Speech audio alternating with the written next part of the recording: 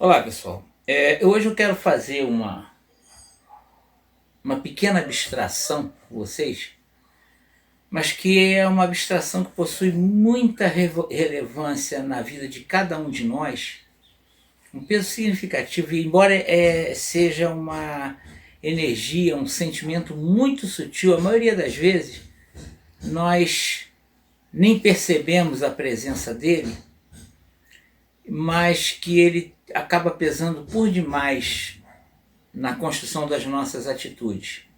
Exatamente por isso, por ele ter tanto peso em decisões e no que a gente faz, é que eu considero que é válida essa pequena divagação que eu vou fazer nesse vídeo de hoje. E isso vale para qualquer um. Não importa eu, qualquer pessoa. Eu quero falar com você sobre medo. Que é interessante, eu não vou falar do medo, aquele medo que dá aquela descarga de adrenalina, que faz você fugir de uma determinada situação, que você escuta um estampido, se você achar que aquele é tiro, você já está indo para o outro lado, pode ser até uma bomba, um fogo de artifício, mas se você é confundido, está indo para o outro lado. Não é desse medo que eu estou falando, eu tô falando daquele que é lá dentro, é o medo que é o medo mais paralisante, mais negativista, mais ilógico, mais opressor, que faz com que a gente abandone tantas ideias boas.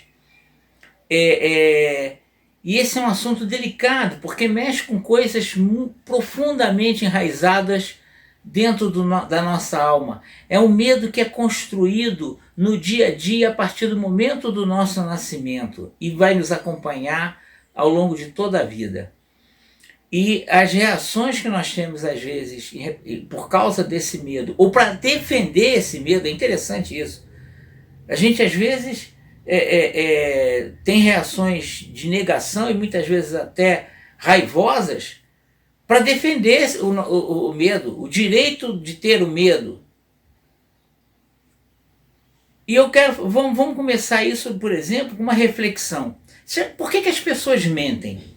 Se você prestar atenção, você vai chegar à conclusão de que 80, 90% ou até mais das mentiras que passam pela gente no nosso dia a dia, e até mesmo as que nós contamos, elas não precisavam existir. Era muito mais fácil falar a verdade. Mas se você analisar o porquê que se mente tanto, independente do tamanho da mentira, você vai descobrir que desde da mais simples está sempre por trás o medo. E essa questão dessa relação mentira-medo, por exemplo, ela começa na infância. Quem mexeu na caixa de fósforo? Não fui eu. Não é isso? O curioso que foi lá pegar a caixa de fósforo, riscar um fósforo, para ver como é que é. Ela pode estar mascarada de muitas coisas quando a gente se torna adulto. Como, por exemplo, tem muita gente que deixa de falar com alguém sobre o falecimento de uma pessoa comum a ambas. Ah não, eu estou a falar por misericórdia. Que misericórdia? Que coisa mais desagradável, um amigo seu morreu, um parente seu morreu, você só vir descobrir que ele morreu anos depois, porque ninguém te contou, porque tinha medo do quê? Que você ficasse muito abalado? Pelo amor de Deus, o medo era da pessoa, não era seu. Então você vê o quanto o medo está presente. É por medo, é engraçado, olha só, essa é para os religiosos. Por medo eles deixam até de pecar. Para quem é religioso. Porque tem medo da vingança divina. Como se Deus andasse de cacete na mão, vigiando todo mundo para descer o cacete no primeiro deslize. Não funciona assim, gente. A forma, no caso religioso, é causa e efeito. Aliás, a forma na vida, independente se você acredita ou não em Deus, é a relação de causa e efeito. Ação e reação. Até Newton já falava sobre isso. Não tem ninguém te vigiando de cacetete na mão, para te dar de burduna na mão, te dando burdunada. Mas por medo se deixa até de pecar. Por medo se cai na bebida ou se deixa a bebida, se cai em vícios ou se deixa vícios. Por medo. Por medo da vida a pessoa se vicia. Por medo de morrer a pessoa deixa o vício. Ou por medo de perder alguém, às vezes se deixa o vício, perder uma família. Nós somos diligentemente educados desde que nascemos para ter medo. A verdade é que isso acaba fazendo que as pessoas digam que nós já nascemos com esse sentimento de medo. Não, nós somos educados para ter medo. Pega um bebê, bota numa jaula de leão para ver se ele vai ter medo dos leões. Você não tem que ter medo, você vai ter, quando crescer, o bom senso de não entrar numa jaula de leões. Mas daí a ter medo são coisas distintas. E aí a coisa vai muito mais longe. E olha, eu vou citar agora 3 exemplos que mostram o quanto isso enraiza no fundo da nossa alma. Coisas que acontecem quando criança. Olha, o homem do saco vai te pegar. Olha o bicho-papão.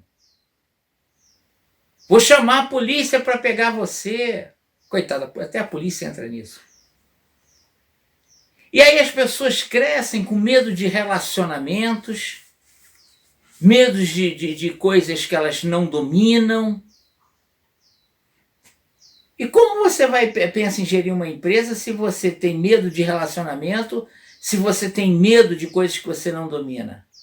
Qualquer negócio que vierem trazer a você, e eu quero que você entenda uma coisa, lembra da empresa 440 volts? É um pouco por aí. Mas imagina uma empresa te trazer algo novo ou desafiador, e ao invés de você recusar aquilo por razões técnicas, que provavelmente diziam que sim, que você devia fazer, você recusar porque você não domina aquilo do jeito que você acha que tem que dominar.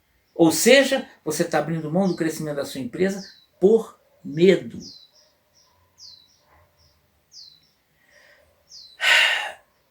Como você vê, aqueles medinhos que são doutrinados na nossa infância, eles crescem com a gente e ganham outros formatos. Ele ganha outras matizes, ele ganha outras sutilezas, se tornando imperceptível e indetectável e presente a cada dia da nossa existência. O medo da pandemia, o medo da crise econômica, que desespero. Medo da falência, medo da miséria, medo de voltar a ser aquela pessoa que você foi quando você começou a empresa, com grande sacrifício. Você não tem que ter medo disso. Todos esses medos levam aos níveis mais extremos de estresse a cada um de nós. Doenças aparecem, oriundas do medo, que se tinha de ficar doente. Você fica com medo de ficar doente, você acaba ficando doente, porque você fica com medo de ficar doente. E aí o teu comportamento te leva a doenças. Lembra-se do eletroímã? Se você produz todos esses medos, você vai acabar se conectando com eles. Muitos filósofos, eu diria que praticamente todos os filósofos, de alguma forma, abordam essa questão do medo e falam sobre males físicos causados por medo. O medo precisa ser banido do nosso coração. E aí entra aquela questão. Aquele medo que você, ao escutar o estampido, sai correndo para o outro lado, esse é o medo válido, que é o medo de proteção.